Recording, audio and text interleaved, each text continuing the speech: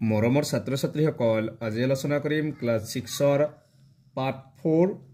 জ্যামিতিৰ প্ৰাথমিক ধাৰণাসমূহ basic জ্যামেট্ৰিকেল concepts এইটো লেসনৰ প্ৰশ্নবোৰ আলোচনা কৰিম এইটো লেসনত কি দিছে বিন্দু দি আছে তাৰ পিছত ৰেখাখণ্ড দি আছে তাৰ পিছত কৈছে আমি জানো যে বিন্দুৰ কোনো আকাৰ নাথাকে তো মনত ৰাখিবা আৰু এডাল ৰেখাখণ্ডত কি থাকে এনেকুৱা এটা ৰেখাখণ্ডত অসংখ্য বিন্দু থাকিব পাৰে এনেকুৱা প্ৰশ্ন এটা আহে যে এডাল ৰেখাখণ্ডত কিমান বিন্দু থাকে বা ডেশ সংখ্যক বিন্দু থাকে তেতিয়া কি লিখিবা অসংখ্য বিন্দু থাকে আৰু যদি আহে যে বিন্দুৰ কোনো আকাৰ আছে নে কি কৰি লিখিবা বিন্দুৰ কোনো আকাৰ নাই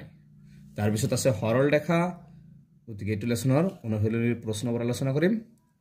তাৰ পিছত আৰু এটা প্ৰশ্ন আহিব পাৰে যে এটা নিৰ্দিষ্ট বিন্দুৰ মাজেৰে ডেশ সংখ্যক ৰেখা আঁকিব পাৰি তেতিয়া কি লিখিবা অসংখ্য তাৰ পিছত দুটা নিৰ্দিষ্ট বিন্দুৰ মাজেৰে কেইডাল ৰেখা আঁকিব পাৰি কেইডাল আঁকিব পাৰি অকল দুটা নিৰ্দিষ্ট বিন্দুৰ মাজেৰে এডাল হে ৰেখা আঁকিব পাৰি তাৰ পিছত ইফালে আছে দুডাল বিভিন্ন ৰেখাই এটাতকৈ বেছি বিন্দুত কটাকটি নকৰে দুডাল বিভিন্ন ৰেখাই এটাতকৈ বেছি বিন্দুত কটাকটি কৰে নে কি হ'ব নকৰে তাৰ পিছত আহে পৰীক্ষাত এটো আহি থাকে যে একৰেখীয় বিন্দু কাক বলি একৰেখীয় বিন্দুৰ সূত্ৰটো হৈছে তিনিটা বা ততোধিক বিন্দুক একৰেখীয় বিন্দু বলা হয় তিনিটা বা তাতকৈ যদি বেছি বিন্দু থাকে তেতিয়া হলে এটো কি বুলি কোৱা হয় একৰেখীয় বিন্দু বুলি কোৱা হয় যদি এই বিন্দুবোৰৰ মাজেৰে এডাল ৰেখা আঁকিব পাৰি কিন্তু বিন্দুবোৰ এটা বিন্দু এনেকৈ বিন্দু হ'ব লাগিব এটা ৰেখা আঁকিব পাৰি গতিকে এইকেইটা হৈছে ভিতৰৰ পৰা প্ৰশ্নকেইটা আহিব পাৰে চাবা এতিয়া আলোচনা কৰিম অনুশীলনী 4ৰ প্ৰশ্নবোৰ 1 নম্বৰত দিছে কাষত দিয়া ৰেখাডালৰ নাম কিমান বিভিন্ন ধৰণে কৈছে কমপক্ষ 6 ধৰণে লিখিব পাৰি লিখি দেখুৱা প্ৰতিবাৰত দুটাকে আখৰ ব্যৱহাৰ কৰিবা তাৰমানে ইয়াত দিয়া আছে এটো যেনেকুৱা এ বি বি সি এনেকে দুটাকে আখৰ ব্যৱহাৰ কৰিব বিচাৰ কেইবাৰ লিখিব পাৰিম যেনেকুৱা এ বি বি সি আকৌ সি এ এনেকে লিখিব লাগে এতিয়া আমি লিখিম প্ৰথমে এ বি দুটাকে ব্যৱহাৰ কৰিব দিছে এ বি তাৰ পিছত কি লিখিব পাৰিম বি সি তাৰ পিছত কি লিখিব পাৰিম বি এ তাৰ পিছত কি লিখিব পাৰিম বি সি লিখিছো এবাৰ সি বি তাৰ পিছত আৰু কি লিখিব পাৰিম এ সি আৰু কি লিখিব পাৰিম সি এ কেইটা হল 1 2 3 4 5 6 গতে 6 ধৰণে লিখিব দিছে তে এইটো হৈছে 1 নম্বৰটোৰ এনসাৰ 2 নম্বৰ প্ৰশ্নত কৈছে কাখৰ চিত্ৰটোৰ পৰা এই কাখৰ এটো চিত্ৰ দিয়া আছে এটা ৰেখাৰ লেখা দিয়া আছে ইয়াত চাৰিটা বিন্দু দিয়া আছে এ বি সি ডি প্ৰথম প্ৰশ্ন দিছে চাৰিটা বিন্দুৰ নাম লিখা বি নম্বৰত পাঁচডাল ৰেখাখণ্ডৰ নাম লিখা চাৰিডাল ৰশ্মিৰ নাম লিখা এডাল ৰেখাৰ নাম লিখা প্ৰথমে লিখিম চাৰিটা বিন্দুৰ নাম কি হ'ব চাৰিটা বিন্দুৰ নাম হ'ব এটা হ'ব এ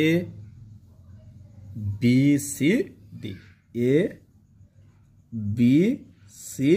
ডি এইকেইটা হৈছে চাৰিটা বিন্দুৰ নাম বি নম্বৰ প্ৰশ্ন আছে পাঁচডাল ৰেখাখণ্ডৰ নাম লিখা এবাৰ পাঁচডাল ৰেখাখণ্ডৰ নাম লিখিব ৰেখাখণ্ডলে দুটাকে ল'ব লাগিব এ বি যেনেকুৱা বি সি সি ডি এনেকে দুটাকে ৰেখাখণ্ড ল'ব লাগিব পাঁচডাল ৰেখাখণ্ডৰ নাম হল এনেকে লিখিম এটা এ বি এটা হল তাৰ পিছত কি হ'ব বি সি তাৰ পিছত কি লিখিব পাৰিম সি ডি তাৰ পিছত কি লিখিব পাৰিম এ লগত সি এৰ লগত D হনাই A C A D কেইটা হল 1 2 3 4 5 এনেকা আৰু লিখিব পাৰিম আৰু এ ডি লিখিব পাৰিম বা বি ডি লিখিব পাৰিম এতে বি ডি হোৱা নাই এনেকা বহুত আছে যেহেতু আমাক পাঁচডাল কৈছে গতিকে A B B C C D A C A D এই পাঁচটা লিখিলে হল এনেকা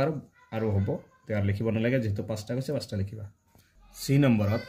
চাৰিডাল ৰশ্মিৰ নাম লিখে এবাৰ ইয়াত পৰা চাৰিডাল আমি ৰশ্মিৰ নাম লিখিব লাগে সি নম্বৰ চাৰিডাল ৰশ্মিৰ নাম হল এটা লিখিব পাৰিম কি এ বি এডাল ৰশ্মি বি সি এডাল এ বি হ'ব আকৌ এ সি লিখিব পাৰিম আকৌ এ ডি এনেকৈ এটা লিখি যাওঁ বহুত আছে আকৌ লিখিব পাৰিম আমি কি লিখিব পাৰিম ইয়াৰ পৰা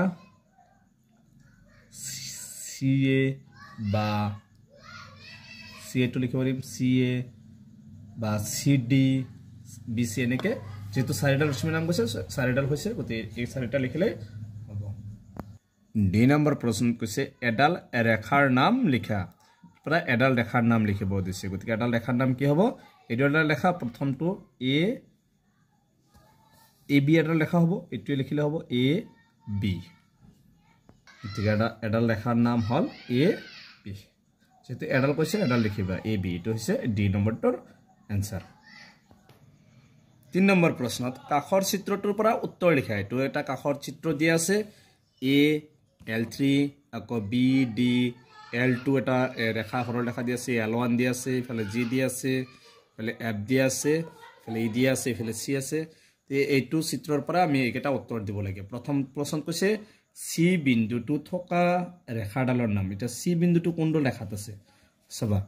এইটো ৰেখাত আছে গতিকে এইটো কোনটো ৰেখাত আছে L3 তো সি বিন্দুটো থকা ৰেখাডালৰ নাম হল L3 আকৌ বি নম্বৰত দিছে এবাৰ L2 আৰু L3 ৰেখা দুডালৰ ছেদবিন্দু মানে সংযোগ হয় গটা গতিকে L2 কোনটো এইটো L2 আৰু L3 এই দুটা একেলগে সংযোগ হৈছে কোনটো বিন্দুত ডি বিন্দুত এতেহে লগ লাগিছে L2 ও L3 ও গতি আনসারটো হ'ব কিমান ডি তাৰ পিছতটো সভা এ বি ই বিন্দু তিনটা একৰেখীয় হয়নে গতিকে একৰেখীয় বিন্দু হলে কি তিনিটা বা তাতকৈ বেছি হ'ব লাগিব গতিকে এইটো একৰেখীয় হয় গতিকে এ বি ই বিন্দু তিনটা একৰেখীয়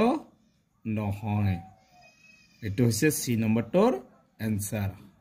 ডি নম্বৰটোত কৈছে বি বিন্দুটো থকা ৰেখা দুডালৰ নাম লিখা তে বি বিন্দু যেটোত আছে সেই দুডাল ৰেখাৰ নাম লিখিব লাগে তে সবা বি বিন্দুটো কোন দুডাল ৰেখাত আছে এটোত আছে L1 ত ছেদবিন্দু হৈছে আৰু কোনটোত আছে L3 আছে গতিকে কি হ'ব L1 আৰু L3 আনসাৰ হ'ব L1 আৰু L3 এটো হৈছে ডি নম্বৰটোৰ আনসাৰ ই নম্বৰ প্ৰশ্নত কৈছে ডি আৰু ইৰ মাজেৰে যোৱা ৰেখাডালৰ নাম লিখা তে ডি আৰু ই কোনটো ৰেখাৰ মাজেৰে গৈছে সবা এই ডি টো কোনটো ৰেখাৰ মাজেৰে গৈছে এই L2 ৰেখাৰ মাজেৰে গৈছে না ডি টো কোনটো ৰেখাৰ মাজেৰে গৈছে L2 ৰ মাজেৰে গৈছে গতিকে এটো আনসাৰ হ'ব ডি আৰু ই এই দুটা ডি আৰু ই এই দুটো L2 ৰেখাৰ মাজেৰে পাৰ হৈছে গতিকে ই নম্বৰটোৰ আনসাৰ হ'ব L2 তে এইকেইটা হৈছে 3 নম্বৰৰ আনসাৰ গতিকে ইয়াৰ পিছৰ ভিডিঅ 4-5 টো আলোচনা কৰিম গতিকে আজিৰ ভিডিঅটো এইখিনি তোমালোকে ভিডিঅটো লাইক কৰিবা আৰু চেনেলটো সাবস্ক্ৰাইব কৰিবা